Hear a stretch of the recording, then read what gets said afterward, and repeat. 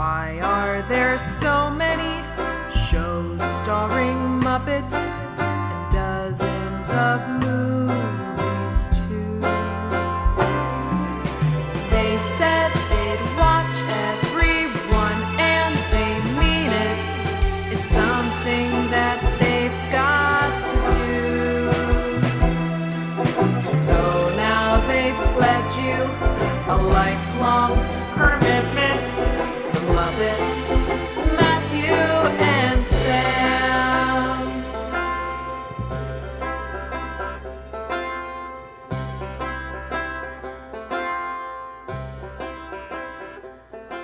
Welcome to Commitment, the podcast where two friends have vowed to watch all things Muppets. I'm Matthew Gatos. Well, hi, I'm there, Matthew Gatos. I'm Sam Schultz. Whoa, fancy seeing you here. Yeah, weird. I turned on my computer and you were looking at. I just leave the camera on in our hangout all the time, and you just see me. Yeah, I'm just here, like waiting for you to dirty deeds. show up in podcast. And I don't know why. I wait here until every Sunday morning, and then you're just like, oh yeah, I guess we can talk about Muppets now. Yeah, I throw you a little scrap of my attention. Yeah, that you're so desperate for. It's pathetic. I sit there and watch you work quietly throughout the week. You're gonna do other things. What are you doing? Playing Halo. You watch me play Halo. Yeah. That's like it's like Twitch, but less interactive. But we're not here to talk about Halo this week. We're here to talk about everything the Muppets were up to between March 26th, 1978 and August 29th, 1978, which is a very big chunk of time. And we really only watched things that happened between March and May of 1978. But then they were off doing some stuff. But yeah, so you'll understand as we get into talking about things why those dates shift around a little bit. But because we're watching in chronological order when things were released, that means we are discussing the Season 2 episodes of The Muppet Show featuring guest Petula Clark, Cleo Laine, and Cloris Leachman, as well as an appearance by the Muppets on Bob Hope's 75th birthday celebration. Happy birthday, Bob! And yeah, this will bring us to the end of Season 2 of The Muppet Show. So, Sam, how'd you feel about Season 2 of The Muppet Show? I liked it much better than I liked Season 1. I'm fascinated to go into Season 3, which will bring us post-Muppet movie, correct? Correct. Well, they have started, some of the things we'll be talking about today is sort of that filming schedule, because that is going to be happening in the middle of them filming Season 3. So they start filming Season 3, go away to film the movie, and then come back to finish Season 3. So it's all around the same time. Oh, interesting. Because I think there's still... I'm surprised that movie's already coming out, because I do feel like there's still a lot of roughness to these characters, and especially like their relationships with each other. I feel like some of that is solidified for me in this batch of episodes we watched. There's like a specific series of scenes in one of these episodes where I was like, these are the Muppets I know. I agree with that too. And there's like I said before we started recording, there's a reused joke in this and one of the episodes as well, like word for word reused, which I thought was interesting. But yeah, I thought this was a good season. I feel like it ran out of steam a little bit at the end. I think they came in hot, but once we got to like maybe doing like Elton John made them too tired or something. Because the last few batches I feel like have been a little bit lower energy than it started off. I'd say there's not as many like bad or not fun to watch episodes as there were in Season 1, but there are maybe more middling episodes that are sort of just like, yeah, that was good, but I'm not going to rush back and rewatch it anytime soon. I did like my top 3 episodes or whatever last time. This time I forgot to do that, but also it was a little bit harder because of what you said. It's like every episode has a good thing. No episodes have a completely atrociously boring thing for the most part. Maybe there's a couple exceptions I'm not remembering, but this one is harder to rank like that. And we'll get to it, but I think the Cloris Leachman episode is maybe one of my favorites of Season 2 by far, and just ends the season on such a strong note that it does make me more excited to get into Season 3 and see where they go from here. In diving back in through our spreadsheets of Muppetdom, to look back at, I was looking at the history of this like section of the spreadsheet to see when we were first planning out this podcast, and we didn't necessarily realize how many Muppet things there were out there to watch and how long it would take us to discuss all of them. The initial plan our initial schedule would have had us finishing up season 2 of The Muppet Show in episode 16 all the way back in July. Whoa. And now it is episode 37 here in December. And so yeah, apparently we found some more things to watch and discuss in the meantime. We were but babes then. We had no idea what we were in for. Well, also our initial plan was to discuss half of a season of The Muppet Show in one episode. They would have been 7-hour-long episodes back. Or they would have just been really bad. I would have been so mad at you by the end of every recording session. We just record for And 12 so hours and you have to cut it down to 7. Yeah. But yeah, I guess, do you have, I know you said you didn't remember to do your actual rankings this season, but do you have like a standout favorite episode from season 2? I'm looking at the list right now. I really liked the Dom DeLuise episode. I think the Don Knotts episode was probably my least favorite episode. I liked all the episodes where they kind of broke the format, like the Steve Martin episode. While that wasn't necessarily my favorite episode, I just liked that they went for it like they did. Yeah, I think the ones that jump out to me, like you said, sort of break the format a little bit. And I think it's one of those you have to know the rules in order to break the rules kinds of things. And in season 1, they establish a lot of these sketches of the Swedish Chef and Veterinarian's Hospital and like at the dance and how these all work. And so when they're able to do like a slight twist on those sketches in this season, it's a nice little refreshing thing to be like, okay, this is funnier because we know how this is supposed to go. And now it's a little zany. And so, I agree that those are the best episodes, even when they're not necessarily the best guest, like Steve Martin. The format of the episode was great. But yeah, I think Dom DeLuise is also definitely near the top of my list for the season. Rich Little is maybe the bottom of it. Oh, I forgot that was this season. Yeah. So Rich Little is definitely near the bottom. Bob Hope was kind of near the bottom as far as guests goes. Sure. But I was, I think, pleasantly surprised this season at the people who I wasn't really familiar with, because I think at least like my view on the Muppet Show, whenever I would go back and like watch episodes or the DVD sets or anything, I typically would skip over a lot of those episodes and just watch people I knew, because I was like, oh, you know, I know Mark Hamill, I know Christopher Reeve, I know Elton John. I'll watch those episodes because I am aware. It's like when I choose to watch Saturday Night Live, it's usually because of, like, the host is interesting. But I think what I'm learning through this process is that the Muppet Show is sort of, the guest doesn't always have a lot to do with the success of an individual episode. When they do, it makes for a way better than usual episode. I'm looking back at like the Phyllis Diller episode. That was a great one where the guest was really entwined with it in season 1. Yeah, those are like the all-time great episodes, because that's just like an element that has to come together to make the episode good, or else it's just kind of like, what was the point of having them there? But yeah, you're right. They don't make or break any particular episode. I'm ready to see a new opening theme. I am sick of this one. I don't know if they actually have a new one in the next season, but this one just ain't working for me. If I remember correctly, they do move on to the bigger theater, like Why Don't We Get Things Started, the theme song next season. I might be wrong about that. It's been a while since I've like specifically thought about season 3, but I believe that is the case. But we'll find out soon. Yeah, I hope you're right, because it's just so flat. And Statler and Waldorf have just kind of, I don't know, it's been a lot of hit and miss jokes this year in this season. And same with the Gonzo bits in all the opening things. Like they just have been reusing so many of those, even reusing some from season 1, because you can tell that there's an old Gonzo puppet in some of those, and it's very strange. But before we get into talking about what we're talking about today, I wanted to do a quick little public service announcement thing that we never do on this podcast. But you know, people will often say, like, go rate and review our podcast on Apple Podcasts. We never do that. And because we don't have a lot of ratings. And so when somebody gives us a 1-star rating, that part. Oh, no.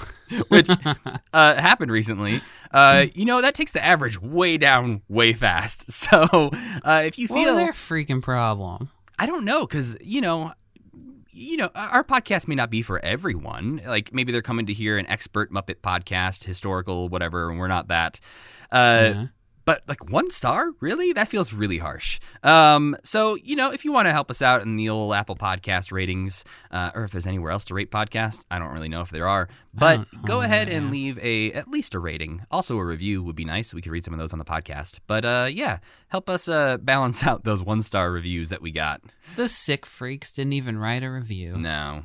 Oh, I'm coming for you, 1-star reviewers. Yeah. I hope you're still listening, and I hope you're having a horrible time. It's all those Thog fans coming out of the woodwork. It's Thog himself.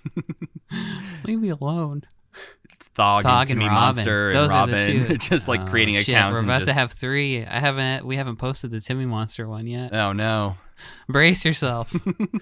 So yeah, that'll probably be, the last time you hear us talk about rating and reviewing this podcast for a while because we always forget to mention it. But if you want to go help us out, head on over to Apple Podcast and do that. But let's go ahead and get into what we watched this week, Sam.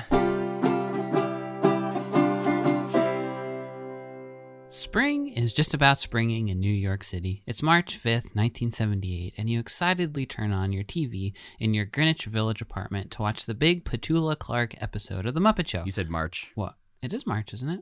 It's May. This time we might have footage of you being wrong. You little bastard. I'm going to get your ass this time. Are you? Fuck. Okay, well, anyway, it's May 5th, 1978. I wrote March for every one of them. Okay, I'll edit it on the fly. The big Petula Clark episode of The Muppet Show. Any other comments, Matt? Could be Petula Clark. I actually trust Kermit more in this situation than I do Scooter. See, everyone in this episode except for Kermit says Petula. In my mind, Jim is the only one who asked her how to pronounce her name. I watched some news report that said Petula, so I went with Petula. But it is confusing because Kermit consistently says Petula. Gosh, okay. Well, I don't know what to think anymore. Well, anyway, here's what you'd see when you're watching this episode. During the cold open, a moose is introduced as what seems like a one-off joke. This moose, however, who has a John Wayne accent and is named Mickey Moose, sticks around, causing mayhem backstage and irritating Kermit while simultaneously ingratiating himself to Petula and the rest of the Muppets. Kermit does his best to shoo Mickey away as often as he can, but eventually the moose finds his way on stage for a Swedish Chef skit, which for some reason just sends Kermit right over the edge. When it comes time for the big finale, which is to feature a huge glass fountain and flowers, it turns out that Mickey has stumbled into the fountain and eaten all the flowers, so they just do the finale without all that stuff. I guess it's sort of a meandering backstage plot. In the end, everybody loves Mickey except Kermit. Standout moments for this episode include a nice moment with Rolf and Petula, where they do a little comedy routine and sing a song, kind of Jimmy Dean style, a crew of Muppets in sailor outfits singing a sea shanty, and a long Western skit performed entirely by chickens, which I mentioned mostly because of how strange it was, and I don't know how I really felt about it. But it stood out to me. Whether good or bad, it stood out. Yeah. Petula Clark is a singer best known for her song Downtown, which I think everybody knows, probably, right? Yeah, it's the when you're alone and life is you can always go. Wasn't it in Mad Men or something? Like it's in Seinfeld. It's probably in Mad Men as well. Yeah. But there's that Seinfeld episode that kind of revolves around it. At this point, she already had like a 2-decade career going, and I think we would see her today as a one-hit wonder, but I don't think that was necessarily the case in 1978. I think she was kind of well-known. A couple of interesting notes. In 1968, she had a variety show, and in one episode of this variety show, she had Harry Belafonte on, and she held his arm as they sang a song. And this physical contact between a black man and a white woman made the show's sponsor, Chrysler, so uncomfortable that they told her she had to cut the part.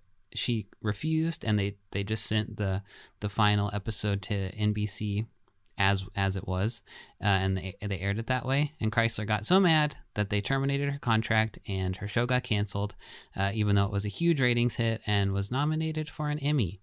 Are any of America's corporations free from sin? No, I don't think so. They should all be destroyed. So I think also she helped Herb Alpert get his career off the ground somehow. Seems like in the 60s and early 70s she was like rich and helping develop artists, and that was one of them. A week later, May 5th, 1978. You happy now? Jazz singer, is that right? No. What? Because the Petula Clark episode twice. was May 5th. Oh, I'm so steamed at you. I didn't do literally anything. You're the one who got it wrong. It was the 12th, wasn't it? No, it was May 15th. 15th. What, did they take a freaking week off or something? How come it aired 10 days after the other one? I'm just going off of what Muppet Wiki said. I'm not sure where you're getting your numbers from. I just got mine from Muppet Wiki. Same place, I just forgot the one in the front, okay? You sicko. Jazz singer Cleo Laine stops by the Muppet Show, and guest puppeteer Bruce Schwartz sneaks in there as well. We also find Fozzie in quite a tizzy because his mom is in the audience, and he doesn't think that he's in enough sketches to make her happy. So he pulls every dirty trick in the book, from just pushing Kermit off stage in order to MC the show himself, to stealing Piggy's Pigs in Space costume to take her place in that sketch. Finally, when it comes time for his own comedy spot, instead of stand-up, he pulls Kermit on stage with him for a phrenology demonstration, which is the art of reading the bumps on people's heads and like measuring their heads to figure out their intelligence and different qualities of themselves, which I guess his mom is into. Not really explained, I don't think, but I guess she likes that kind of stuff, which is a little problematic, Emily Bear. That's kind of a racist science, pseudoscience at this point. Yeah, phrenology at the time was just kind of a new pseudoscience-y thing that people were into, that like everyone had those like head busts. If this is to like movies and TV shows are to be believed, everyone at the time had those like... Every therapist's office had the head bust with the dotted lines that said, this is where your smartness is, this is where your horniness is. But nowadays, looked down upon. Very much so. Anyway, that's all for naught because Fozzie's mom has been asleep in the audience basically the entire time, it turns out at the end. Standout moments include a whole lot of Fozzie, which I always love. His schemes also result in a fun scene featuring Kermit, Fozzie, Piggy, and Link Hogthrob all arguing with each other, which is delightful because those 4 characters are played by just 2 guys. Even though Kermit is obviously just a recording of him going, arr, arr. It's still cool. Yeah. And, of course, Scrunched Kermit, who Matt made famous on the internet a couple weeks ago. Kermit does a little limbo dance, and to get under the stick, he's got to scrunch himself up, and then Fozzie has to help him unscrunch by jacking his arm like a jack. Change your tire. A jack. That's what they're called. And Bruce Schwartz as the guest puppeteer also can't not be mentioned because his stuff is really beautiful. Mm-hmm. Kind of reminds me of what we'll see in Dark Crystal a little bit, like the faces of the puppets especially. But it's also a little creepy and frankly not super interesting compared to Muppets. I do like a guest puppeteer, but I kind of wanted to see Cleo Laine do her last act with Muppets and not little weird dolls. And a little dead man who looked just like Frank Oz, which I thought was quite strange. They remind me of the, this is a very specific thing, the puppet show in Being John Malkovich that John Cusack's character does just like on the side of the street. Right. His is a little bit more sexual and weird, but the puppets, like the movement is very similar to me. Yeah, it's very cool. Just kind of was like, whatever. Anyway, Cleo Laine is a British jazz singer, like I said before, and also the British equivalent of a Broadway star. And she's had a really, really long career, and her Wikipedia page was really long, but it basically just says, she sang in this show, she sang in this show. So we probably know more about her in specifics if we were all British, but we're not. So that's all I can say about her. We will be seeing her again, though. We will? Yeah, pretty soon, actually, in a few episodes from now. Rolf will appear on Cleo's variety show that she does later in 1978. But I didn't know we had it. Yeah. We can watch that? Yep, we have the clip. Okay, I thought that sounded cute because they didn't interact with each other at all in this, did they? No, I don't think so. But we do. Yeah. We will get to see them interact in just a few episodes. Cool. Finally, the big season 2 finale of The Muppet Show, airing on May 20th, 1978. Did I get it right that time? You did. I even wrote May this time. Wow, I'm so stupid. This episode finds comedian and Academy Award-winning actor Cloris Leachman at the Muppet Theater. Everything seems perfectly normal until a motley crew of pigs ambushes Kermit during his intro, carrying him off stage and replacing him with Kermit the Pig, a green, frog-eyed pig doing a poor Kermit impression. You see, the pigs have decided to seize the show as their own. And they do it too. Every sketch features pig versions of the regular cast, including some unsettling sights like a pig Fozzie and, the worst of all, pig Sweetums. Ooh. You think that's the worst of all? That one scared me because that pig head's already scary. Okay. I thought Fozzie Pig was by far the creepiest. He was nasty looking. He looks like a cooked like Thanksgiving turkey. Like he's just so smooth and weird. Yeah. He, like Statler and Waldorf point out, does look like a shaved Fozzie. Yeah, which I don't like thinking about, because it's like it could be just a shaved Fozzie, and that's creepy enough. But then he has the pig snout, and that just like pushes it over the edge a little bit. Yeah, Kermit the Pig is pretty creepy, but also not quite like they didn't commit to him enough for him to be truly unsettling. No, He's feels just a pig head, and he also just feels like something Bunsen and Beaker would have accidentally made. Yeah, like they just would have like had like the machine from The Fly, and Kermit and Piggy would have been nearby, and then just like bloop. What a horrible thing you just said. I think that's actually less of a nightmare than just the idea that this person, Kermit the Pig, is just out there existing in the world. Yeah, and also who knows how long he's been around for? Right, like just waiting in the wings, and we'll never see him again. Yeah, all these one-off joke Muppets, and if you extrapolate it too far, it's like they still have to live a whole life. They're just off living in a big weird house with all of those like celebrity lookalike Muppets. Like the Juliet Prowse Muppet is just like hanging out with Fozzie Pig, and then just like, yeah, we got nothing else to do. We had our one joke, and that was it. They're all crammed in that the Muppets from Space boarding house that they live in. You just don't see them in Muppets from Space.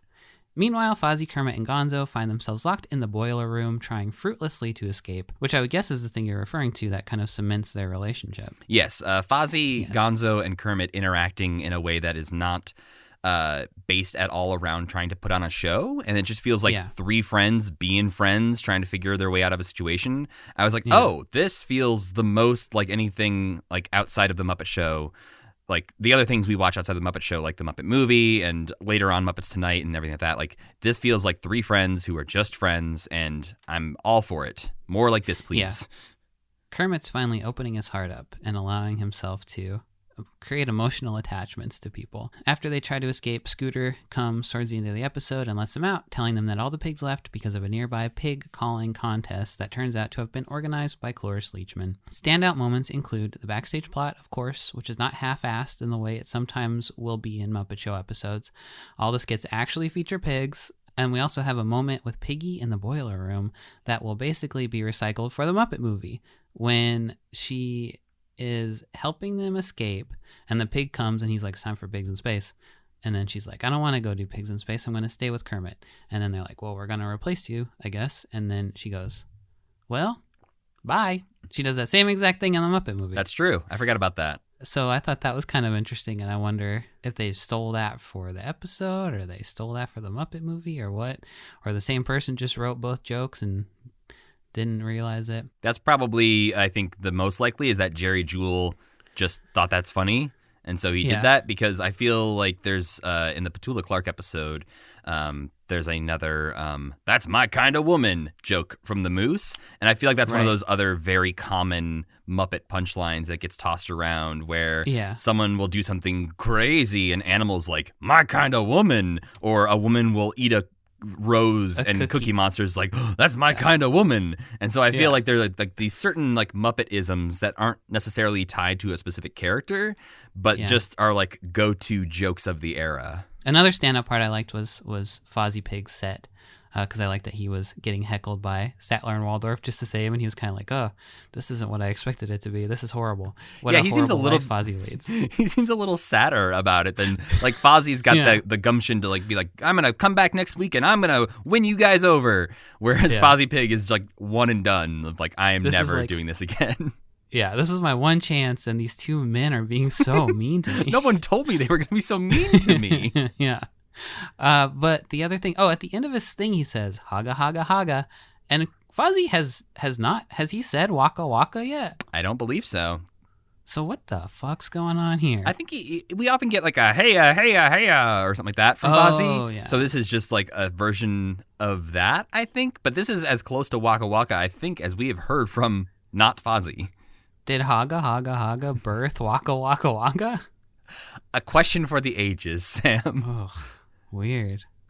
So anyway, Cloris Leachman was a huge star in the 70s, starring in the classic and very 70s Last Picture Show, playing, which I think she won an Academy Award for, playing Mary Tyler Moore's snooty neighbor Phyllis on The Mary Tyler Moore Show, a character who will eventually get her own spinoff show. She was also Frau Blucher in Young Frankenstein, and she starred in that episode of The Twilight Zone about the bad little boy who can send you to the cornfield. You know the one I'm talking about? I do. I've never seen it, but I'm aware enough because it's just a popular thing.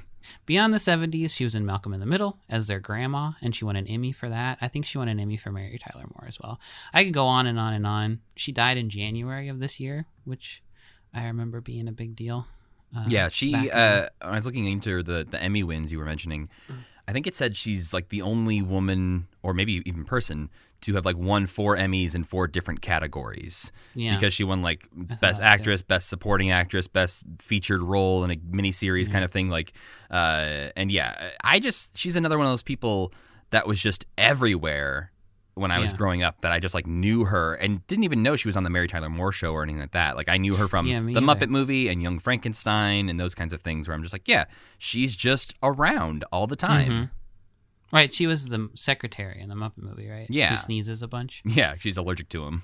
Yeah, very interesting person who's kind of like, not forgotten, but I feel like Cloris Leachman is one of those names that you're just like, I know that is a person, but maybe I can't quite connect the dots of who that is anymore. Well, and I think towards the end of her career, she became a little bit like, I don't know, like Joan Rivers kind of did as well, where it was just like, we need a sassy old lady for this part.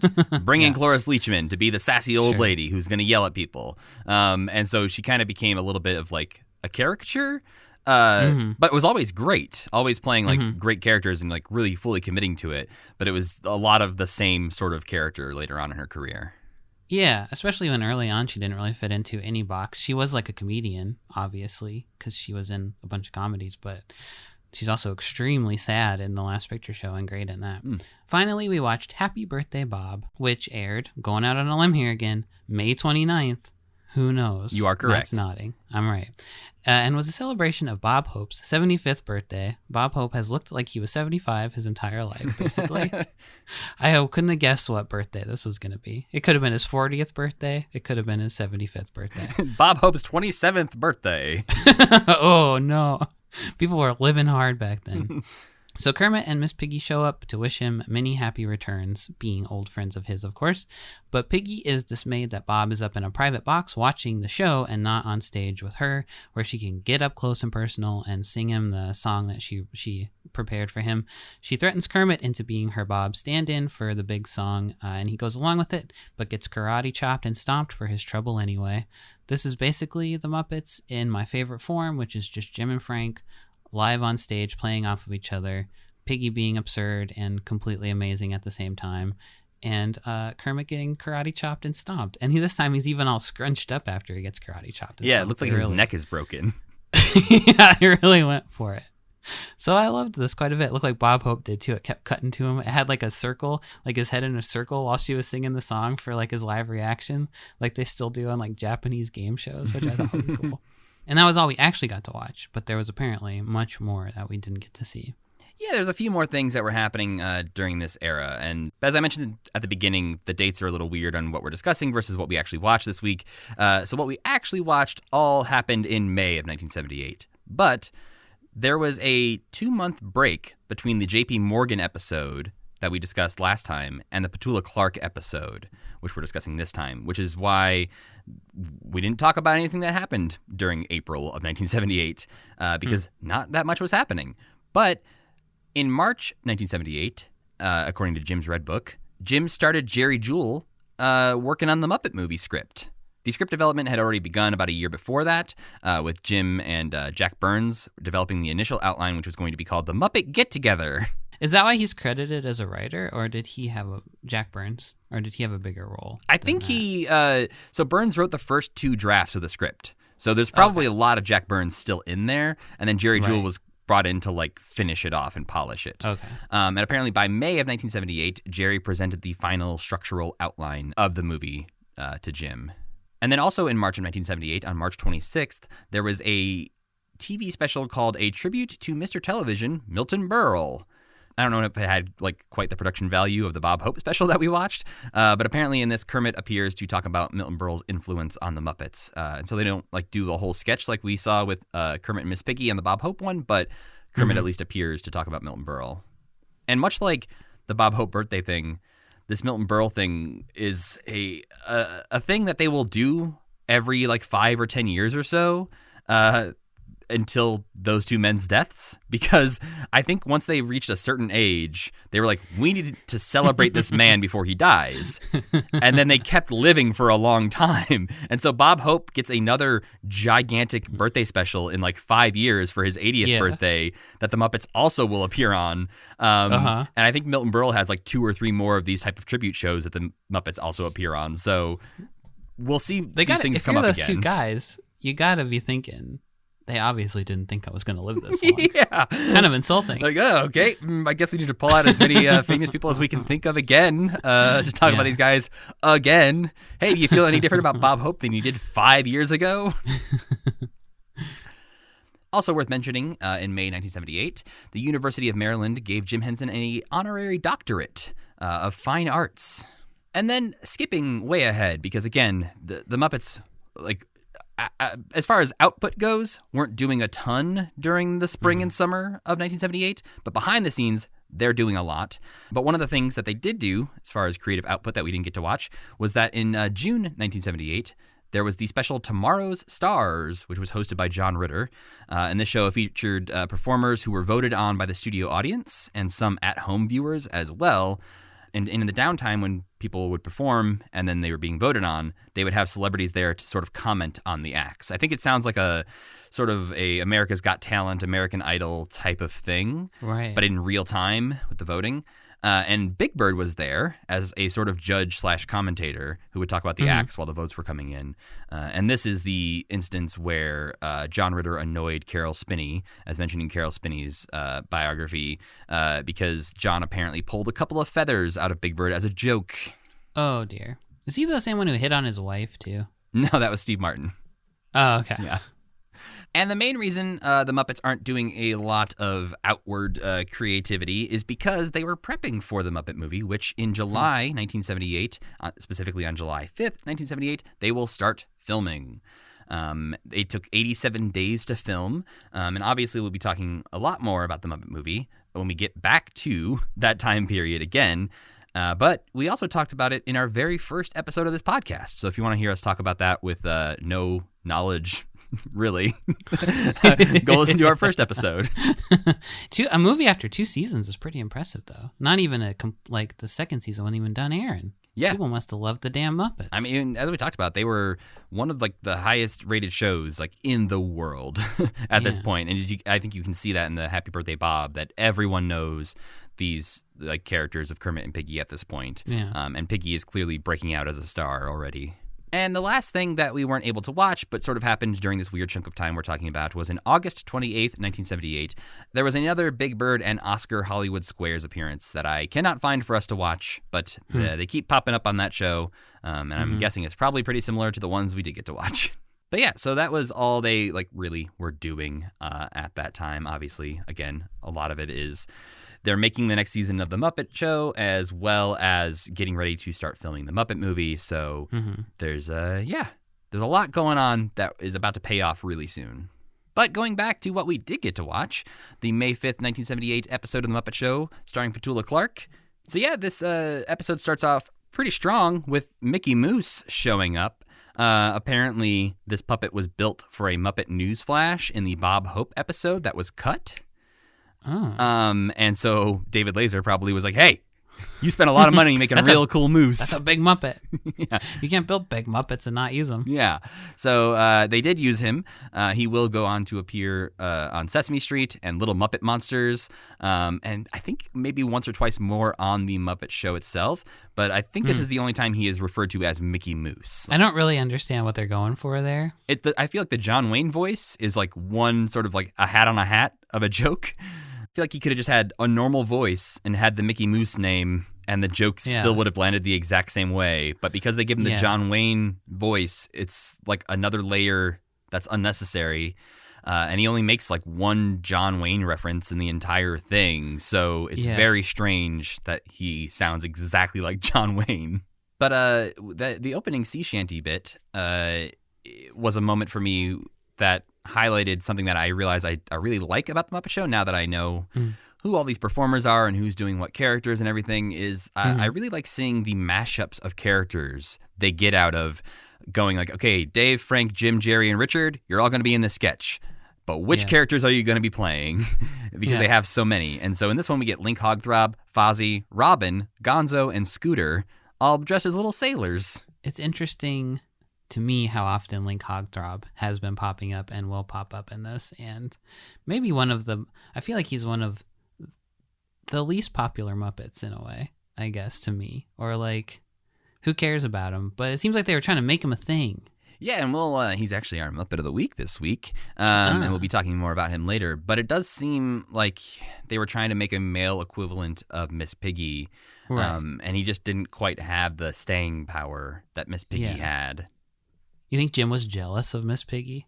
I don't think so. I don't think if you're going to do anything to try and compete with Miss Piggy's fame, I don't think Link is the thing to do. Like, I don't think you just make a different pig. It also seems as if they've covered the stage in actual water. Since they get like a life preserver thrown and they're splashing sounds. So it's like maybe an ancient coliseum that they could fill with water for, naval battles. You could do that in the Muppet Show too. I like this idea that they have a lot more money than it seems like they actually have. Like, they're not paying anybody any money. All the money goes into the sets, which might be true based on what we hear about later in the in this episode. Oh yeah, Kermit's skimming off the top and he's spending the money on an extravagant sets that he can then steal for his own mansion or something, Where he keeps all the Fozzie pigs and Juliet Prowse Muppets. Yeah. We then get a nice little sketch that I really enjoyed, where Petula You Clark... like Bossman puppets, though. I like Bossman puppets a lot as a visual, but also I like this sketch a lot because Petula Clark is singing to a Bossman puppet. And this is kind of the first time the Bossman is an actual character. Like, he has personality. Yeah. Normally, we're just, like, seeing them bop around while Herb Albert is playing or something.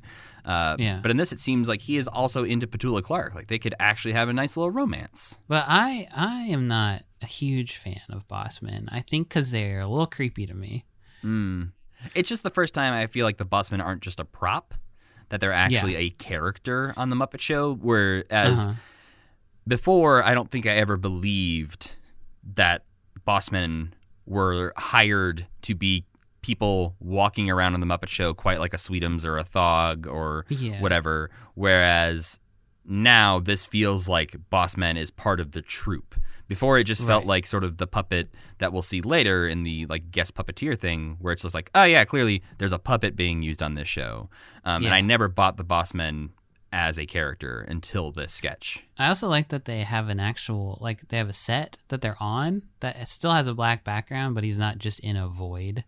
I thought that was kind of cool too. Yeah, it was smart. It's like sort of looks like they're like on a beach with the stars and stuff in the background. So it's almost more believable. And there's one point at which she like goes between his legs and like grabs onto one of his legs that I'm sure they had to do a lot of like really quick movements to have who's ever puppeteering Bossman like get out of the way. But it's sort of seamless, and you don't even really think about the fact that there is a human in a black suit standing behind that big guy. That she can see really well, and it's probably quite strange. Yeah.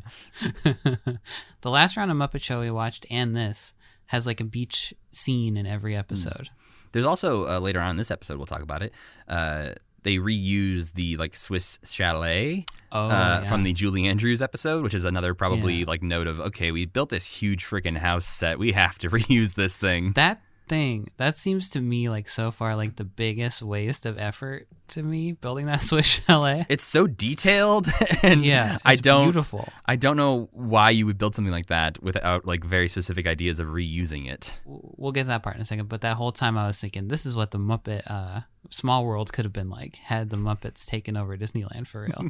You just get to the Switzerland section and they're just singing Oopa Dee over and over. A more annoying song than It's a Small World. Oh, absolutely. But before we get there, we have the chicken western to discuss. You mentioned it as a standout moment.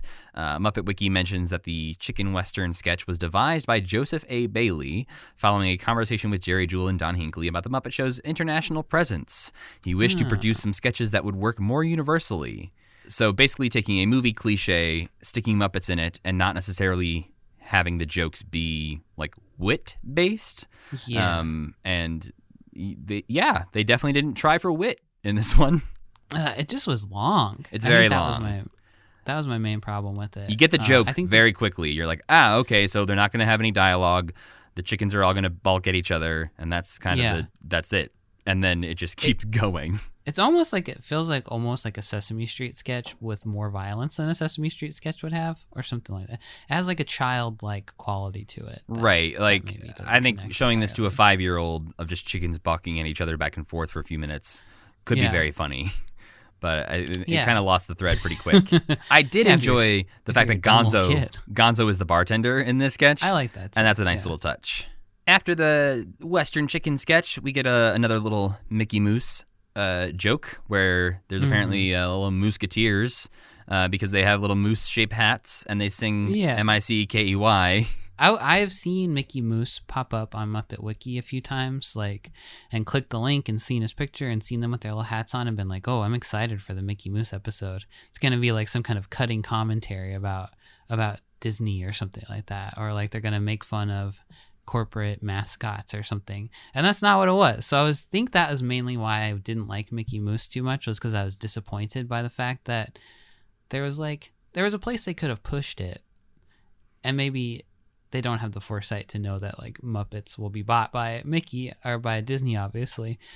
But there has to be some thought that Kermit and Mickey are kind of equivalent in a way. I think Jim has such a reverence for Walt Disney and what he has done that I don't think they would really take that sort of dig at the Walt Disney Company. Like, I feel like he liked Disneyland so much and what Disney was doing that I don't think they would have really gone after Disney in the way other people would have. So then it just leaves us as being like wordplay that is moose and mouse sound are very similar words. Get it? That's it. And then we get to the UK spot, as we mentioned earlier, is the Swiss Chalet set where they're singing a song called Oopa-Dee, which I feel like I've heard. I don't know where, but it sounded familiar to me. And Baskerville's here, and the Afghan Hound is here, and some other nondescript Muppet dog is here. Well, it's like the same group that was in the skit with Julie Andrews. So they maybe just said, okay, thanks, Julie. Now we're going to film this. And then they did. Well, yeah, this felt very UK spotty to me, where I was just like, that happened, and I don't have any strong feelings about it. Yeah. I usually will follow along with the episode guide just to like kind of figure out which one the UK spot is, but this time I wasn't doing that. And when this one came on, I was like, there it is. Yeah, there's a no certain way an feeling. American will stand for this. There's a certain feeling to some sketches where you're just like, oh, yep, nope, this is the UK spot. I can feel it. Next up, we meet Ronald Duck.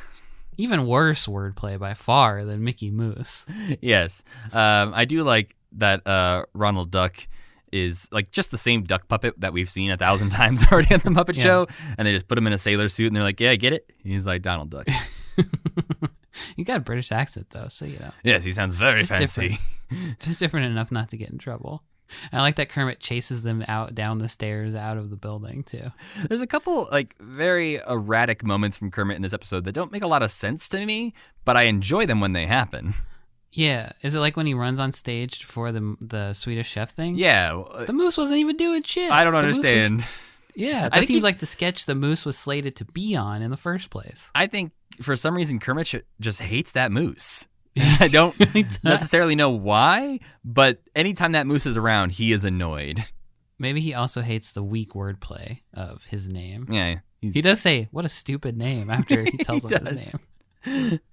It's like somebody else in the writer's room came up with this joke and Jim Henson was like, that's so fucking dumb. And they're like, come on, Jim, it'll be funny. He's like, fine, but I'm going to call it out on the show. Kermit is going to think you're a dummy. Then we get a vet's hospital that maybe isn't one of the best vet's hospitals we've ever seen. But there's a patient on the table who is slipping fast, sinking fast. They keep... What is slipping sickness? I don't know, but people thought it was really funny on this episode, apparently. But he sinks into the operating table, and Piggy and Rolf and Janice all fall in after him, and we get nice little echo effects where it sounds like they're falling down a well. And you get to see their legs. Yeah, you see very clearly that, like, you see the puppeteers struggling to get their hand out of the puppet and then throw the puppet over the table into the hole because I think both Janice and Piggy, you hear like Richard Hunt and Frank Oz start saying the like, ah noise first. and then you like see them like, I'm gonna do it again and again before they actually flail over the table. So do they always have legs attached to them, do you think, or do they I don't pin think them so. on sometimes? I think it's just whenever they need to have them, because you see a lot of Kermit puppets in pictures and stuff where he has no legs. He's just like a hollow tube on Jim Hand. Right. On Jim's On hand. Jim Hand. Yeah, on Jim Hand. Jim Hansen. But I feel like Piggy's legs would definitely like get in the way of normal like They would be kicking you in bouncing the around. face all the time. Yeah. She's got little plastic high heels on. Yeah. And this also bothered me because freaking, Mickey Mouse could have been the patient on the table. Yeah. He's an animal. That's true. Think of some more moose jokes, guys. Well, don't worry, Sam. They did. In the next Kind of. sketch, we get the Swedish chef preparing a chocolate mousse. And you can see this one coming from a mile away. Swedish chef just mixes up some chocolate, brings the mousse in, and starts to just smear chocolate on his snout.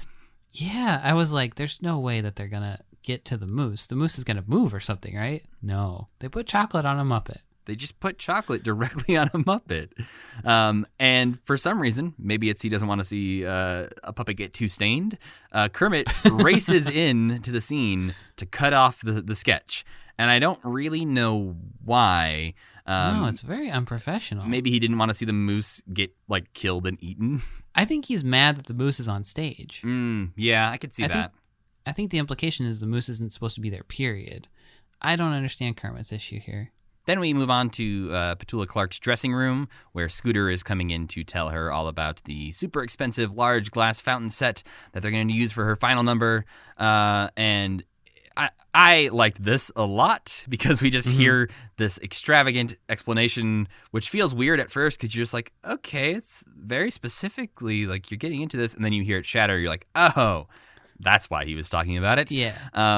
And I think it's just a great use of a sort of easy joke, but I think it's genius.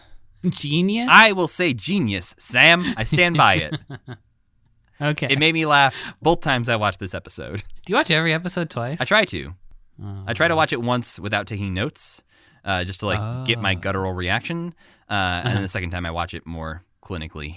I thought it was a little off that she starts singing the big final number in her dressing room instead and then transitions to the stage. And the final number being tomorrow also didn't really do much for me. Yeah, this is one where I'm kind of surprised they didn't have her sing Downtown. Downtown. Sing Downtown, lady. Yeah. You're the Downtown lady. You're the Downtown lady.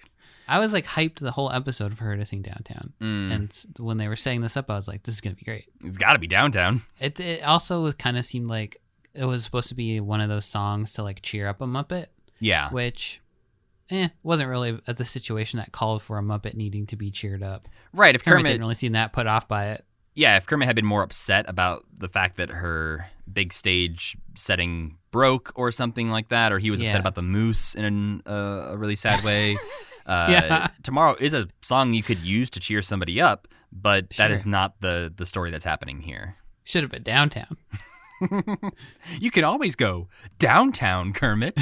He's like, what? That doesn't make sense either. Okay. Then this episode ends with the "My Kind of Woman" line from the moose, just basically because Petula Clark says she doesn't dislike the moose, and he's like, "Whoa, a woman who likes moose? That's my kind of woman." Everyone else hates me. So now we move on to the May 15th, 1978 episode starring Cleo Laine.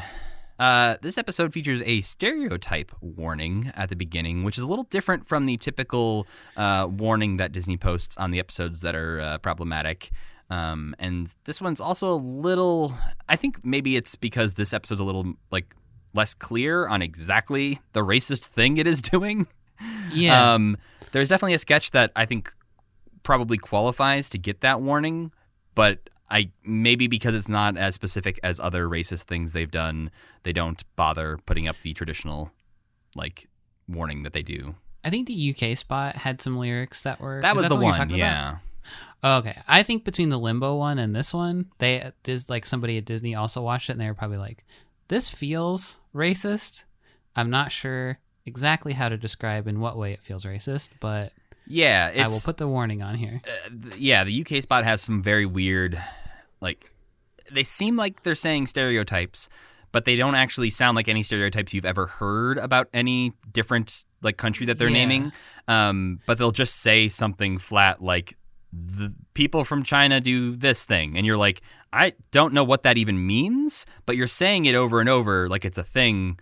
And they name a bunch of countries. They talk about like Japanese people and Chinese people, and they say it enough that it feels like, again, like something is off and something is wrong, but you can't pinpoint what exactly about this is definitely not okay. I'm also pretty sure that the point of the song is making fun of Englishmen. Right. And I think it's one of those that is the goal, is to make fun of Englishmen. Yeah. But in the crossfire, there are some other countries and people that are being made fun of as well. Like, I think The song was written in like 1945 or something like that. Yeah. 1931. So. But yeah, Cleo Laine, still out there, still kicking, 94 years old. Yeah. I don't know if she's still performing. I went to go to her website, and it said Flash Player does not work anymore. So. Oh, shoot. She's got to upgrade. Yeah. Isn't Flash gone? I think She's Flash is gotta get completely whatever. gone, yeah. Yeah. But yeah, this is the debut of Fozzie's mom as a character who we will get to know better throughout the years, specifically in Muppet Family Christmas, which I'll be watching this year for Christmas, not to talk about on the podcast, but just because it's maybe one of the best Muppet things that exists. Yeah, it's her, but she doesn't have any lines. She's not who you will know from that special for sure. And she's got very, very blue eyes that look very odd. Yeah. It looks like they just like taped some blue construction paper over Fozzie's eyes and was like, that'll work. Yeah. But small note about that, since Christmas is coming up and some of you might be wanting to watch Muppet Family Christmas, there's always been some different versions on YouTube to check out. And if you look on Muppet Wiki, there are a lot of edits to different versions of Muppet Family Christmas that have happened throughout the years, and certain songs and things that haven't been included. There is now, as of like a few months ago, someone uploaded a full-length Muppet Family Christmas version that also has all of the original commercials from 1987 in it. Really? And so that's the version I plan on watching this year. Oh, baby. I gotta download that. Yes, I would say if you are out there and want to make sure that you have access to it, you might want to figure out a way to maybe take it offline in case it gets deleted. You talked about the limbo number quite a bit in your summary, and this is the one that leads to the Kermit scrunching up. And yeah, it's just kind of a limbo contest, a sort of disjointed number where they sing a couple lines about wanting to limbo, and somebody goes and limbos. And they sing a couple lines about limbo, and then somebody else limbos. It's a very, like, they didn't think about the time it would take to get from one spot to the next, and not much is happening as they walk across the set. Like, there's not visual gags happening with everybody limboing either. Kermit's the only one who does anything goofy, and he does it at the very end. Yeah, and he's not even there at the beginning. He just comes in at the end to win. Yeah, you could have had, like, a Muppet whose head comes off and goes over the stick and under the stick or something like that. But it is all worth it for Scrunched Kermit. Well, especially because it puts him in such a bad mood that he's so scrunched up. Yeah. And Fozzie's trying to get through to him and talk to him about his mom being there, and Kermit just says, I don't care. And Fozzie's like, you don't care? Why not? And Kermit just says, because I'm all scrunched up. Then we get Fozzie pushing Kermit off the stage so that he can introduce Cleo Laine's first performance. And Cleo comes out to sing It Don't Mean a Thing with the Electric Mayhem in a very odd... One, she's known for her like jazz scat singing, so this is very like da-ba-dee-dee-ba-ba-doo, and it's like not really a song. That was beautiful. Thank you. I've been practicing, but throughout it, Cleo is introducing us to the Electric Mayhem as if we've never seen them before, and as if they've been like her touring band for the last 50 years. Yeah. I guess it sort of made it feel like they were a real band a little bit more. This famous musician is coming on and is like happy to be working with the Electric Mayhem and feels like she wants to introduce them. She did seem actually excited to be. Yeah. It made me wonder how much of the music she can hear when she's doing that. I suppose they probably play a track for her or something. Yeah, again, there's certain things that are pre-recorded for the Muppets when they do music because they don't want to try and do a bunch of takes of it. But there are also definitely live singing moments that happen. And this might be one of them because this is such a specific, weird, like, scatting song that it might be hard to lip sync to that. Punctuated with like stopping and talking to each Muppet and stuff. Right. But I just can't imagine she's only hearing like their little hands like dong dong dong dong thumping against all their instruments. Yeah, it's one of those like when people do the music video without music things on YouTube where they add in all the sound effects of like the squeaking shoes on the floor and the weird groans. Just animals' drums going. completely off rhythm.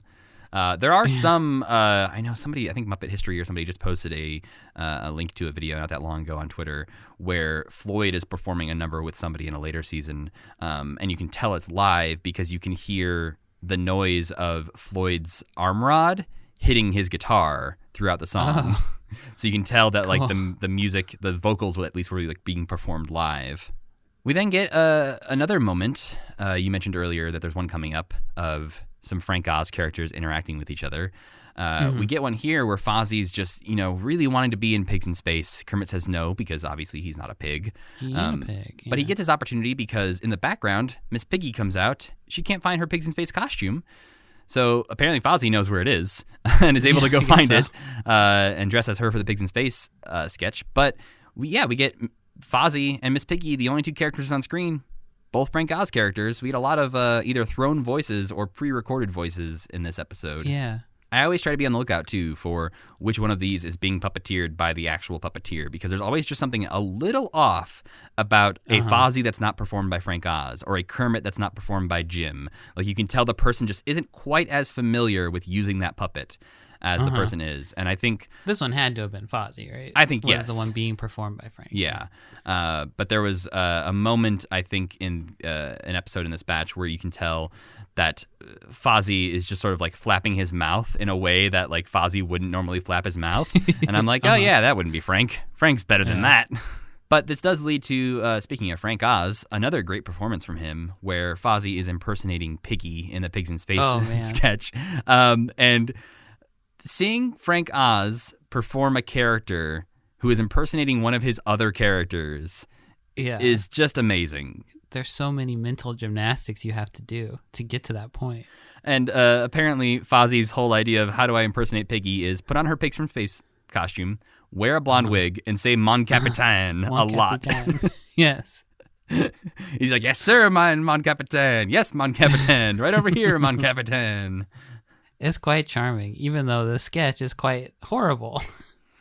You mean in the fact that it resolves with Link trying to kiss with sexual harassment Piggy in Fozzie? the workplace. Yeah. But up until then, it's good. I like that Dr. Strange. So it's like they're inspecting the swine trek, and I like that Dr. Strangeport calls everybody on deck by doing like a suey hog call thing. I thought that was fun. Yeah, it's a nice little tease for the next episode. Yeah. But there's also, some disconnect on how piggish these characters really are because Link Hogthrob says this place is a mess. It looks like a pigsty. And Strange Pork is like, well, we thought it was kind of homey.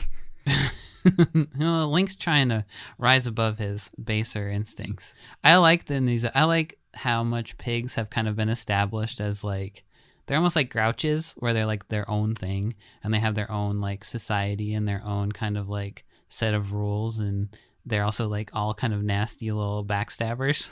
Yeah, which we will definitely get into in the next episode, that there is this whole just crew of pigs out there waiting for their time to jump in. Yeah. They're like the Beagle Boys or something. Yeah, Just, I enjoy them a lot as a cast of characters that just like Muppet pigs in general. Then we get the guest puppeteer sketch that was mentioned earlier, where Bruce Schwartz comes out to perform. And yeah, it's hard to describe because it is basically like a little porcelain puppet doll that he is standing behind, and you see him the whole time, sort of in shadow, but you can still see him. But that's the point, is you're supposed to be seeing him do this because it's more impressive that he's doing this puppeteering. And it's a very like subtle form of puppeteering that is really impressive, and I'm sure is very odd to people who go back and watch this and don't necessarily know about Jim Henson's love of international puppeteering. Right, that he spent the first 20 years of his career like making PBS specials about how cool puppeteering was. It's apparently called bunraku puppeteering, and it's a Japanese form of puppeteering. Yeah, it is very cool. And especially in this situation, when he's just like an act on the show, this is the kind of thing like when that guy did those really cool shadow puppets. It's like, this could have been an element of the Muppet Show that happened frequently. Like, it's kind of interesting that it happened again. It makes me think that Jim just maybe isn't impressed all that often by other puppeteers. Or that he's like fighting with the network to get these weird things on all the time. Where he's like, Yeah, every week he little wants nuggets another of- weird puppeteer, and they're like, come on, Jim. We'll give you like one a season. This is dangerously close to educational television, Jim. Yeah. Come Take that back to your PBS friends. on.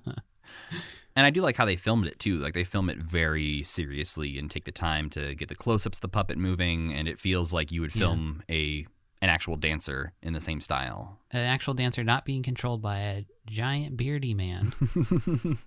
But they have the intro to this. Kermit comments that they don't usually have puppeteers on this show, which, that's funny. We then have a Swedish Chef sketch that I enjoy quite a bit because we get something, again, that we don't normally see, and that is the guest this week, Cleo Laine, stepping in to perform with Swedish Chef.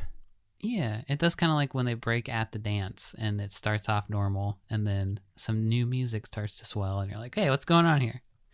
It's also nice because Cleo Laine also doesn't have a lot to do in this episode. She gets 2 performances outside of this Swedish Chef sketch and no real plot to speak of other than that. So it is nice to see her get something fun.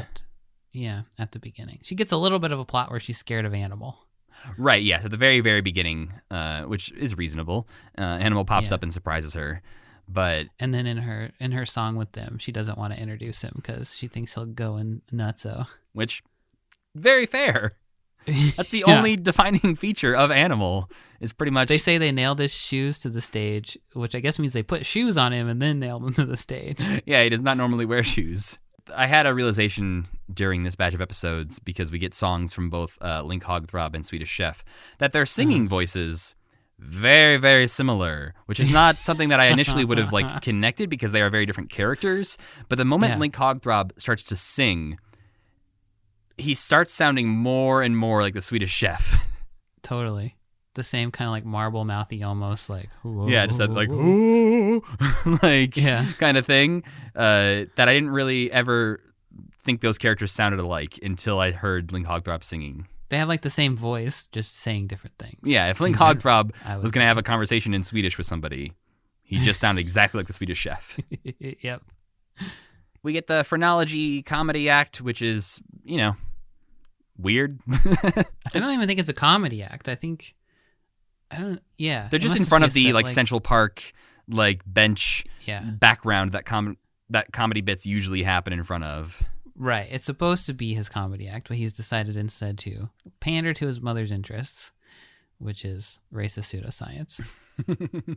But because of that, Kermit is again annoyed and upset with Fozzie, and so Robin, for some reason, steps in to announce the last number of the show, which is Cleo Laine singing a song called "If," with the Bruce Schwartz puppets performing in the background. Yes, and it's a pantomime of a man dead, a corpse, I suppose, and his widowed wife being sad. Is that what it is? Yeah, I kind of zoned out both times I watched this one because it is just what it says on the tin. It's sad, and it's some sad-looking puppets and a sad song, and there's no Muppets really there, so it kind of lost me. What's the point? Does it even count for the Kermit Men if we don't watch this part? Probably not. Yeah, I gotta hit home again how much the little man looks just like Frank Oz. And the lady kind of almost looks like Cleo Laine, so I looked up to see if they were dating or something like that. I would have loved that. She seems way too cool for Frank Oz. He's pretty cool though. I think he's pretty cool. I mean, when you see him in background things, he usually is the one who's off smoking a cigarette on his side. And just yeah. Yeah. All right. And he's the best puppeteer, but also hates doing it the most. That's cool. That's true. Sorry I doubted you, Frank Oz. You could date Cleo Laine if you want to. But that does it for the Cleo Laine episode. And again, we will see Cleo Laine at least once more on her own little mini-series variety show that she did later on in 1978. So now it is time for the May 20th, 1978 episode of The Muppet Show, featuring guest Cloris Leachman, who we mentioned earlier will show up again in things like The Muppet Movie. This episode rules. I like it a lot. You know what's so fucking weird that you just said that? I had a dream last night that we were doing this podcast, but we had a guest on, and the guest said that the Petula Clark episode, quote, ruled. And we got in a big argument with them because we were like, it didn't rule, it was fine. Who was our guest that we were arguing with? I don't know. He sounded like a guy who was in like witness protection, who's like on getting interviewed, but is dark and is like, Petula Clark episode was great. I don't think we knew who it was. We weren't allowed to know. It was Frank Oz, but they wouldn't let us say it was Frank Oz. They're like, yes, Frank Oz will be on your podcast, but you can't tell anyone.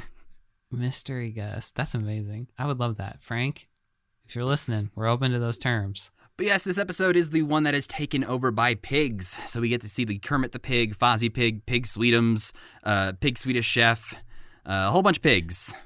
Yeah. I wish we had gotten to see Pig Rolf and Pig Gonzo. Those were the two pigs we didn't get to see that I was looking forward to. Same. Also Janice Pig, because in the UK spot we get the veterinarian's hospital gag, and there are pigs where Rolf and Janice should be, but they're not anywhere near like pig versions of them.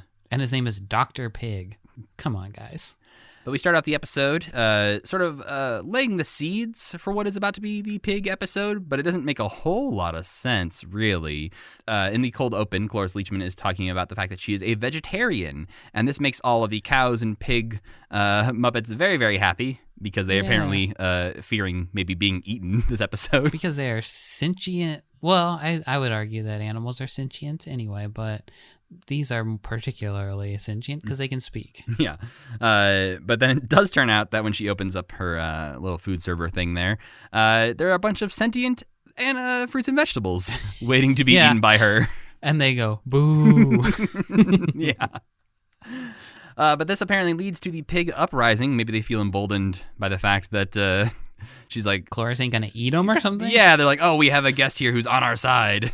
It starts off, we get Kermit being kidnapped, and Kermit the Pig shows up to take over the show. And unfortunately, we will never see Kermit the Pig again on anything else. So that puppet is just somewhere turned into dust, probably in a back room of a warehouse. So yeah, we get a musical number that is all pigs, including a weird pig clown. And they're all singing That's Entertainment. And it's pretty good. It turns weirdly like patriotic at the end. Where they're all starting to like wave American flags, except for the pig clown who is waving. It has a British flag. Yeah. So the crew must have been like, "Come on, guys, got to put that in there for me." That is oddly fitting for pigs, though, because they are pompous above all. So I thought this wasn't like a particularly interesting musical act, but it was set the tone nicely for what pigs are all about. Yeah. And it's just being assholes, kind of. Yeah, I think just showing a sketch, having only pigs perform, I think you're right. It sets the stage for what this episode's about to be, but it is definitely not the highlight of the episode. Whereas we get Kermit and Fozzie being tossed into a boiler room together because they are just being kidnapped by all the other pigs. And it kind of makes me wonder what all of the other Muppets are doing during this show. I thought they would all be getting thrown in slowly, but it was just Gonzo's the only one additionally. It seems like Scooter kind of implies that they were locked up elsewhere, perhaps. Yeah, Scooter was the main one for me where I was like, his job should be partially stopping this from happening. Yeah. He is failing miserably at his job. When I was watching it, I was thinking, Scooter's the kind of guy who would put on a pig nose and pretend to be a pig also, maybe. Yeah, he's like, oh yeah, my uncle's a pig. He owns this theater. I'm right there with you, pigs. But yeah, I like this. It reminded me kind of the El Sleazo scene when things go bad there and Fozzie's like, got a plan to get him out of it, but it's not the best plan, but also... In this one, it's not a good plan at all because he wants to climb out the window and there is no window. Yeah. But Fozzie, I like Fozzie's instinct to take charge in a situation and also completely screw it up as he takes charge. Well, and Kermit just sits back and waits for him to lay out his plan and is like, well, that's not going to work. Here's a different plan. Yeah. Kermit actually always gets sucked into him. He never steps up and stops stuff before it goes wrong. Like when the Electric Mayhem paint their car, you know? He just lets it happen. He kind of just lets the world pass him by in a way. Yeah, he lets people sort of learn a lesson, and then people come in and help clean it up, I guess. But he does just kind of let things happen to people that sometimes I'm like, interesting choice there, Kermit. Yeah, and the tragedy of Kermit is that he exists in a cartoon world where the status quo will never change. So he can teach people all the lessons he wants. It's just never going to take. I mean, yeah, we see that, I think, most explicitly laid out in Muppets Take Manhattan, where they all leave Kermit to go do their own thing, and they all kind of fail miserably on their own, and don't even want to tell Kermit that they are failing because they don't want to make Kermit sad. I got a confession. I've never seen that movie. What? Yeah. I think you'd Never really seen enjoy that one. Muppets Take Manhattan. For now, let's get back to Cloris Leachman, who is easily fooled by Kermit the Pig when all he has to do is say, ribbit, and she's like, well, you're a frog. I really wish we got more Kermit the Pig somewhere. I don't know where it would make sense to have more Kermit the Pig, but I wish, like, maybe in, like, Kermit's Swamp Ears or something, it was like a weird cousin just off to the side. It's also like a Wario situation where it's like, was Wario named after Mario? Was Wario not named Wario at some point? Yeah, like, Did this pig realize he looked like Kermit and named himself Kermit? Or was he born this way? Yeah, it's like maybe this pig just was born looking this way, and then as Kermit got famous, this pig was like, well, I could make some money being like a Kermit impersonator. Yeah. So I'm just going to legally change my name to Kermit the Pig. Yeah, get on Cameo. So fooling Cloris Leachman leads into her being happy to perform a medley of songs, actually, with Mountie Link Hogthrob. Yeah, it's all Canadian themed. Yeah. And this is the one where it really drove home for me of like, oh, that's just the Swedish Chef. Yeah, I wasn't crazy about this whole situation, but not for any particular reason. I just got bored of it. Same. Yeah, and I think the next thing we're getting to here, the boiler room when Gonzo is added, was such a highlight, and all these little moments we get of them interacting is so good that the things in between did not stand out. And I feel like they almost bury Cloris Leachman in this episode because it's such a... yeah, I agree. Plot heavy and also like concept heavy episode that the pigs are such a big focus of that it's really hard to focus on Cloris Leachman. Yeah, and I almost wonder if I'm Cloris Leachman, maybe I want them to throw me in the boiler room too, and there's pig Cloris Leachman, and I'm down in the boiler room trying to get out. That'd be great. I love that idea. Yeah. But instead we get the Fozzie Pig stand up, and we talked about that quite a bit. It's the weird shaved Fozzie Pig that's just kind of upsetting. Yeah. It's so hard to pinpoint what about it is upsetting. I think it is that he feels naked. Yeah. Because of him not having fur, something about him just feels like it's Fozzie but naked. Yeah, and then pigs don't tend to be naked either. Pigs tend to wear clothes in this universe. That is very true, yeah. But I guess they had to like find that middle ground between Fozzie and a pig. Could have had a furry vest on or something, I suppose. Well, yeah, I think you could have made him still furry and made some other pig-like adjustments, maybe. Yeah. But yeah, I don't know. I couldn't make a better puppet, so who am I to judge? Next, we get into the batch here where they didn't necessarily commit to the pig characters or want to make a bunch of one-time use Muppets, because we get a Swedish chef pig that is pretty much just a normal pig Muppet head with the normal Swedish chef hands.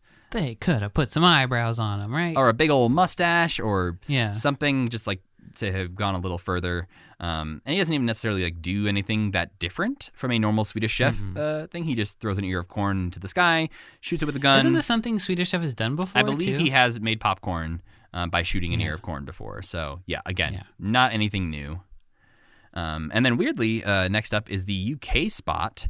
And instead of a normal song UK spot, this one is a vegetarian's hospital. So it's a little parody on Veterinarian's Hospital, which is not normally like a meat-consuming show. So I don't know why they necessarily need to make it like a twist on the format. Usually operating on animals, except when they're not. But they're trying to save their lives. They're not trying to like devour them. I guess. I mean, I kind of see where they're coming from, but not entirely. Yeah.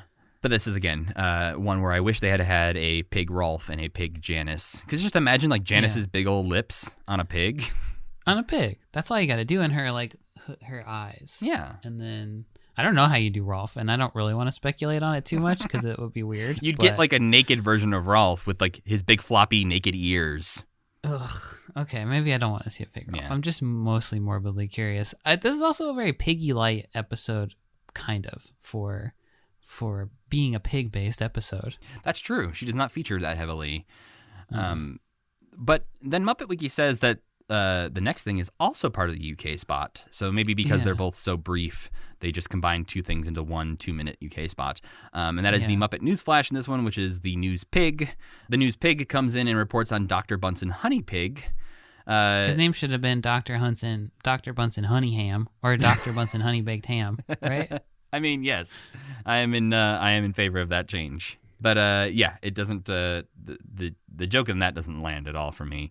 It's about cutting an ear off and a Vincent Van Gogh thing, but it's not well done. And Vincent Van Gogh Pig is what they say. Even worse. Couldn't call him Vincent Van Hog or something. Everybody would know what you're talking about. Yeah. The pigs aren't good at writing. The pigs didn't have time, I guess, to plan this all the way out. Yeah, that's why they don't get to take over the show more often. That's why Kermit's trying to keep them out, is because he knows how bad they are at writing. Going back to the pig Sweetums that we see just kind of walk by in the background earlier, it is just the head from the ballerina pig that we saw in the Rudolph Nureyev episode attached to Sweetums' body. Yeah, but Sweetums' body is normally covered by most of his face. Yeah. And you can't really see that he's just like a guy in a mummy costume, basically. Yeah, it's very odd to like pick and choose where Sweetums' head begins and ends. And so she just looks like she's got a tiny head compared to him, and it's an unsettling image, to me at least. It would have been, I feel like, more disturbing if we had heard a like Sweetums impression come out of that head. Instead, he just walks by silently in the background. But yeah, if we would have heard some sort of like Sweetums-y voice coming out of that pig, I think I would have been more upset by it. I wonder what the resistance was to just put pig noses on some of these guys. Because I feel like that would have worked for him. Just a big pig nose he put right over his regular nose. Yeah, because if I'm picturing what Pig Sweetums looks like, it's not just the ballerina head on a Sweetums body. No, no, I would hope not. That would be psychotic. If that was my first thought. Yeah, before you even saw this. Yeah. Like, well, I'm definitely imagining Pig Sweetums right now. Next, we get a predictable Pigs in Space sketch on a pig-focused episode that is... I don't really follow it too much.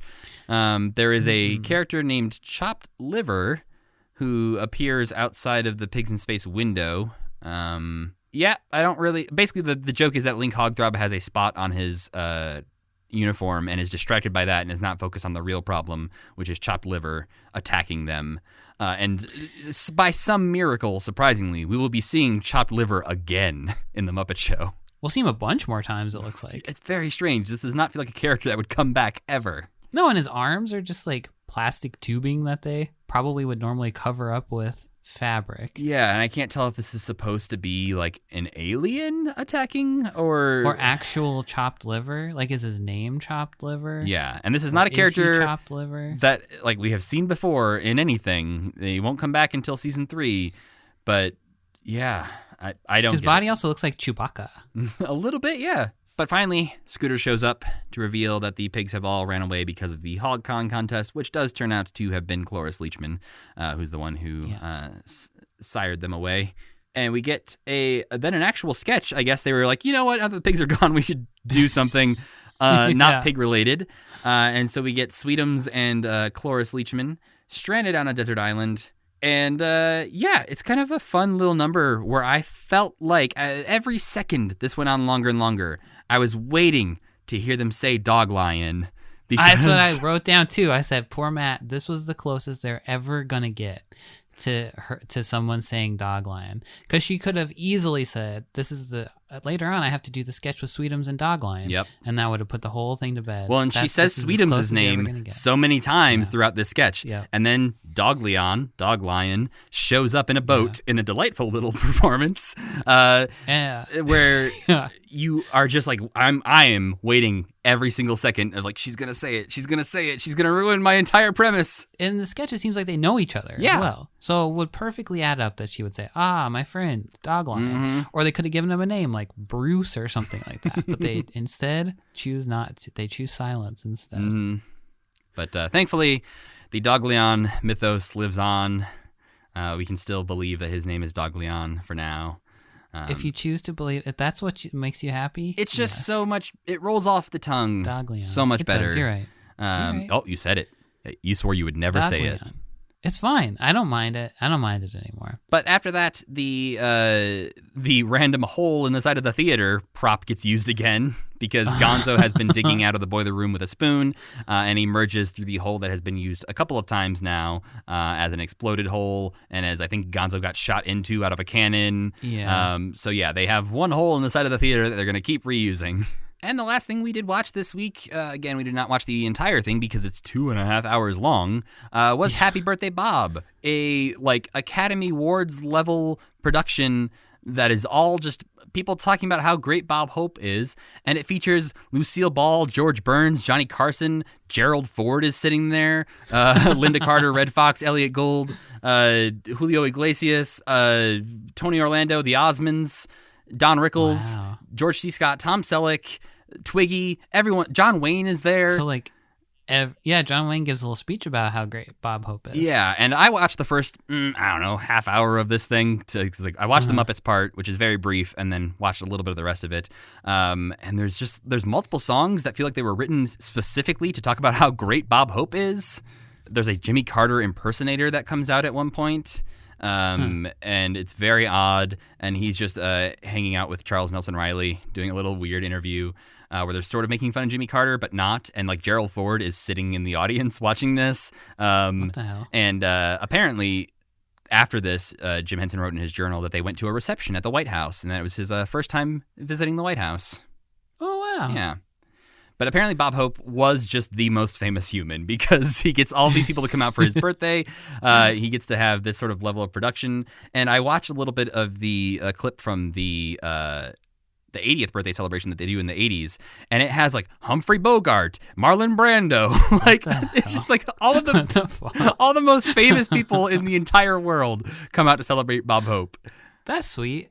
But the Muppets in this, we do get the segment where, again, Sam described most of it earlier, where Kermit pretends to be Bob Hope for Piggy because she wants to perform directly to Bob Hope. And there's a moment where Piggy is trying to convince Kermit to do it, and she's like, "Do it for me." He's like, "No." And she's like, "Do it because you love me." He's like, "No." And she's like, "Do it or I'll cut you in half." Very good. He's like, "Oh, okay, fine." And then we get an extremely handsy Miss Piggy, who is just feeling. She straddles Kermit at one point. She straddles him. Her hands are creeping down to his hips, and he even turns and is like, "Hey, careful." But it is worth watching. I don't think the whole special is worth watching as someone who didn't watch all of it. But if you want to go seek it out, good luck. Because on YouTube, for some reason, the video is not called Happy Birthday Bob, Bob Hope 80th birthday special. It's called Lucille Ball, Hey Look Him Over, Bob Hope Special 1978. So is that maybe what she sings? That must be what she sings or something. I think so. But her song is one of the ones that's just all about how great Bob Hope is. It sounds like it's explicitly written for Bob Hope. But the Muppet stuff is very fun. Yeah, it's really good puppeteering. I think there's when Kermit's getting ready to be Bob Hope, he turns his back to the crowd and slaps his face a bunch of times, which is something that Disney recently put out a video where Kermit is just weirdly hanging out with a chef at Disney World, talking about the cookie special thing at Epcot they have going on now. And Disney is so averse to showing arm rods, or they want to remove arm rods from things at this point, that Kermit's hands are constantly just down by the side of the table so that his arm rods aren't revealed. And so you get a lot less animation and movement from Kermit than you used to because Disney's afraid to show arm rods and show these people. That's so stupid. Hey, these are puppets. Who knew? The last interesting thing about the Happy Birthday Bob special is that during the opening credits, they are introduced as Jim Henson's Muppets with Frank Oz. Mm-hmm. And I'm like, yeah, that's just the two men. There's only Jim Henson and Frank Oz and then two Muppets. So it's a very weird way to introduce them as Jim Henson's Muppets with Frank Oz, because it sounds like Frank's just going to walk out as a human version of himself. Yeah, that seems like the way he used to be credited a lot. In the 60s, you'd see Jim Henson's Muppets. Well, it's even on the Muppet Show. It says the Muppet performers with Frank Oz, which was, I know, a point of contention for a lot of other Muppet performers. But I think it was just sort of a nice way that Jim was giving credit to his longest collaborator. To the dude who'd been there helping him build it since the beginning. Yeah. Except aside from his wife, who maybe wasn't his wife anymore at this point. I'm not really sure. I think legally married, but definitely separated by this point. Sure. When I was watching these episodes, after the one with Petula Clark, Yeah, I was watching them with Rachel, and she turned to me and said, "Do you like this show?" Because I guess I hadn't like laughed or smiled or anything during that whole episode. And I think this batch was kind of a little bit, besides the Cloris Leachman one, this one was like a lot of skits that weren't like the funniest skits. Some of the backstage stuff was okay, but I think what I said was like, when this show is good, it's one of the best. It's like one of the funniest shows, or like one of the best like TV things ever. But when it's not good, no, I'm not sure I really do like it that much. Like, it's definitely a quantity over quality thing sometimes. But this was not my favorite 3 episodes. I think the finale was like a great way to end it, the season. But the other 2 were just kind of like, I don't know. What did you think about them? I'm kind of in the same boat on these episodes and also the Muppet Show in general, where I feel like because there are a lot of like Muppet fans out there, both on podcasts and on Twitter and all this stuff, that romanticize this era and the 90s eras of the Muppets so much and like blame Disney for a lot of what's wrong with the Muppets. And while doing that, like there are legitimate gripes to be had with the way Disney has handled some Muppet things. I am fine with that. But it's the same with like any fandom where I want to turn to them and be like, do you actually like the Muppets? Because it doesn't sound like you do. It sounds like you absolutely like hate the Muppets and you don't think they've ever done anything good. But I also feel like there's this weird romanticizing that happens of this era where people just assume that the Muppet Show is a flawless piece of entertainment. And as we've seen through like watching a lot of these, that is definitely not true. And there are a lot of middling episodes. There are some bad episodes. But I think you're right in that when it hits and when it is good, it is some of the best stuff you can possibly watch. And that the rising tide lifts all boats kind of thing. And I think it makes us think the Muppet Show is a perfect piece of media. But yeah, there's plenty of duds throughout. And I feel like we hold... what happens with any sort of like nostalgic act like the Muppets, which they kind of are now, is anything they do that is slightly like not great, we're like, oh God, I can't believe they bombed that. They did something that wasn't perfect. I can't believe how terrible they're doing these days. And it's like, well, yeah, like is Muppets Now my favorite thing? No. Is it on par or better than some of the Muppet Show? Yes, because there are some Muppet Show things I will never watch again. Yeah, and like Hey Cinderella exists and was not good by any, like there's good parts, but Jim's whole career, it kind of reminds me of the Beatles documentary where it's like, I think it's really interesting to look at somebody's work and like how they make their work with what we're doing with commitment. It's like you really can see the creative process basically. Like he was trying to figure it out for so long, but like watching the Beatles like not be good at stuff sometimes and like really muddle through. I think watching Jim Henson and the Beatles do those things is like the creative process is extremely messy and there's plenty of crummy stuff that like a genius makes. You just never see it. And yeah, there's plenty of crummy stuff the Muppets make, and you just happen to see more of it because they had a whole TV show. They had to fill 20 minutes every week for 20 weeks in a row. Yeah, it's just something that again, you remember the good stuff. You don't remember the bad stuff when you think of Jim Henson's career. Every artist has stuff that sucks. Yeah, and I think it's just certain things are held up to a pedestal that they can never reach. And so yeah, it's a bummer that people will tear them down if they do one thing that's not great. But it's time to move on, Sam, to our Muppet of the Week. This week's Muppet of the Week, Mr. Link Hogthrob, the blonde male counterpart to Miss Piggy. It is apparently revealed in later seasons of The Muppet Show that he is in fact wearing a toupee and a girdle, sort of add to his his ego-ness that we have about him, that he cares a lot about how he looks. He debuted this season in The Muppet Show, mostly with Pigs in Space, but obviously he's popping up other places now. And Jim Henson was his main performer from 1977 until 1990, when he died. After that, he had some silent cameos in things like Christmas Carol and Treasure Island, where you would see Link Hogthrob, but there was no character there. And then in 2000, Steve Whitmire took over Link Hogthrob and performed him until 2016. And then in 2017, Peter Linz took over, who is now Ernie, and a bunch of other characters, obviously, like Walter and stuff. But he has been doing Link Hogthrob whenever he has shown up since 2017. which is not a lot, but he has shown up a few times because I've done like the Muppets at the O2 and the Muppets at the Bowl performances where they do pigs in space gags. And more recently, he showed up on a background picture in one of the new Muppet Babies episodes. There's a poster of like a baby Link Hogthrob and a baby Julia Strangepork. According to Brian Henson on one of the intros for the Muppet Show that they put out on some of the VHSs, which Muppet Wiki calls generic introductions, and I think there's a lot of like meme-worthy things about these Brian Henson introductions because he sort of just like is not clearly introducing a specific episode. He'll just like be talking about a character like Link Hogthrob and be like, "See if you can spot Link in this episode." But in one of those introductions, he says that the Link voice was one that Jim Henson used in real life. Quote, "As a kid, whenever my dad did some stereotypical fatherly chore, like carving the Thanksgiving turkey, that would be the voice he would use." That makes sense. Yeah, he says, "I guess when the character of this pompous, not too bright pig came along, he figured, well, that voice would fit just perfectly." And then the last interesting thing about Link Hogthrob, which maybe gives a little bit of credit to the idea of the pigs in space male chauvinist wordplay, is that Dave Goelz said it in a 2018 interview, quote, "When Bonnie Erickson built Link Hogthrob, we all sat in the shop together and had these discussions about what a male chauvinist pig would be like. Oh. We added the gold chain, and then somebody said Link would feign chest hair even though he was a pig, so that got added.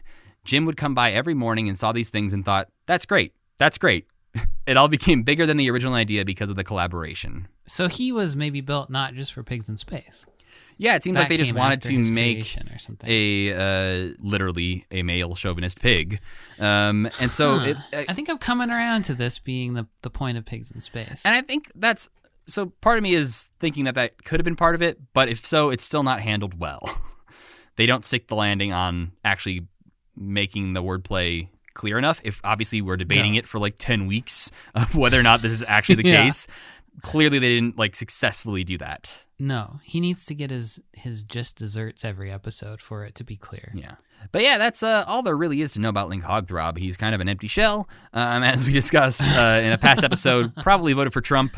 Absolutely. That is Link Hogthrob. But I do tend to enjoy him when he shows up in things because he is just that big old dummy who is being himself. He is a stereotype of an actor that doesn't exist in the rest of the cast. The pompousness, which I guess does exist in Miss Piggy, but that's different. Like, she can kind of back up her being pompous, right? And she's also just like, Miss Piggy. But he is fun to see, and I almost do kind of like I'm seeing now that he was on QVC. He seems like the kind of Muppet who could cross over into the real world pretty easily and be like pretty funny. Yeah. And he takes that Wayne and Wanda spot from Wayne and makes a little bit more with it. And I like his even though I didn't really enjoy him as a Mountie, like I think that's an interesting part of the Muppet Show to still have those kind of like melodrama, old-timey musical numbers like that. And he is the kind of like scuzzy perfect person to do them. Yeah, I think Pig Wayne is essentially, you're spot on. That's what he has become. But I think it's just an elevation of the Wayne character. What would you rate him? Gosh, I almost want to see more of him. I wish that he had become on the par with like a Scooter or something like that. I think I'm going to give him a 3.5. That feels fair. Yeah, I'm going to give him a solid like 43. Okay. I feel like that seems a little low. It's a little low, but again, my scale mostly comes back to Sam the Eagle getting 50 stars, and do I like them more or less than Sam the Eagle? And I like Link less than I like Sam the Eagle, so he's at a 43.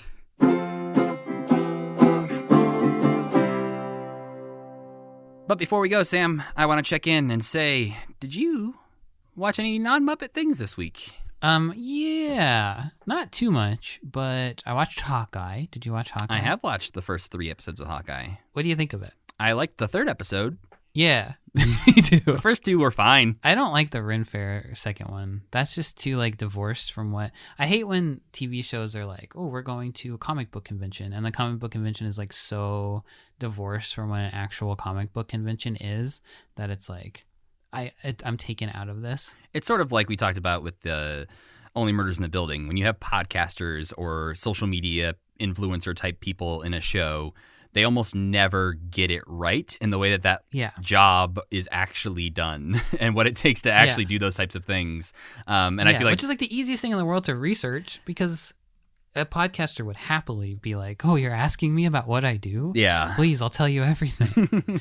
So that was befuddling that they spent that whole episode doing that really like over the top cheesy version of LARPing, and that was such a stretch of a connection anyway. The third one was really good, I thought, and they're teasing Kingpin, which I think is exciting. And I'd be happy to see him. And apparently, like Daredevil, played by the same guy, is coming back in some stuff. So I think that's cool that they're going to tie that stuff back into it. I watched Klaus. Oh yeah, you know, the animated Netflix. Christmas movie that came out a couple years ago. Did you see that? Yeah, I really enjoyed that. I liked it. I think one thing that more animation studios should have learned from like Studio Ghibli or whatever, however you pronounce it, is that your cartoon doesn't have to be funny. You can have it be beautiful, and you don't have to like try to cram it full of silly jokes, because it was beautiful, but I just never connected with Jason Schwartzman's character. In getting ready for Spider-Man No Way Home, we decided to go back and start watching all the Spider-Mans. Yeah. And so we watched the 2002 Spider-Man and Spider-Man 2 from 2004, the first two of the Sam Raimi trilogy. Hot take, Spider-Man 2 sucks. That's everybody's like Spider-Man 2 is the best superhero movie, but I remember being kind of just okay with it. I actually disliked it this time. Okay. My memories of it, I haven't watched it probably in at least 10 years. But I remember liking those first two quite a bit. And we watched the first one, and obviously there's some like 2002 cheesiness in there, and like Tobey Maguire cheesiness in there that like is just like, all right, I accept this for the time that it was. And then 2004, like Spider-Man 2 is just I think it's a poorly made movie. Like it's edited poorly, it's written poorly, there's a lot of weird bad choices, and I think this is one of those things that's, again, there are some really great action scenes throughout it, and Alfred Molina is great as Doc Ock, but everything in between those moments is bad. I can't remember any of it besides him as Doc Ock. Yeah, and I think that's sort of why it's like looked back upon as a good thing, because he's pretty great throughout. But there are so many moments where the writing is just like, each scene is like one or two lines too long, and people over-explaining their feelings or why they're doing certain things. And it's just like, yeah, we get it. Move on. Stop doing this in every single scene. So yeah, I was really bummed to see that I didn't enjoy Spider-Man 2 anymore. And it's making me less and less excited to watch Spider-Man 3, because I know I didn't like that at all in the moment. The Andrew Garfield first one I remember being good, and the second one I remember starting off good and then ending very like, what? That's my memory as well. But I also thought I liked Spider-Man 2, so who knows how I'm going to feel about these things. Before we go, we need to let you know that the next time we will be joining you, we're going to be stepping outside of our chronological order just a little bit. We're essentially skipping ahead a few months, because next week will be our last episode that goes up before Christmas. And so we are going to be watching two different Sesame Street Christmas specials from 1978. And they are Christmas Eve on Sesame Street, which you can watch on YouTube and also on HBO Max, but they have like one song that's cut out from it, so it's a little bit different. And the other special is called A Special Sesame Street Christmas, which is apparently the lesser of the two. And that one you can watch on archive.org if you go on there and search for it. Before we say goodbye, we need to thank our friend Tuna for creating the music for this podcast, and Cassie Wilson for singing our theme song. You can follow this podcast on Twitter at CommitmentPod, where you can find the playlist of things we watch for each episode. It's been not a lot of playlists lately, because most things are just, hey, watch it on Disney+. But we will usually tweet out a link to the other things we watch that aren't on Disney+. If you have any thoughts and feelings about this podcast that you don't feel like putting into an Apple Podcast review, you can email us at mail@commitment.com, and you can follow me on the internet at Matthew Gatos. And I'm Sam Schultz. And as always, keep believing. Keep pretending.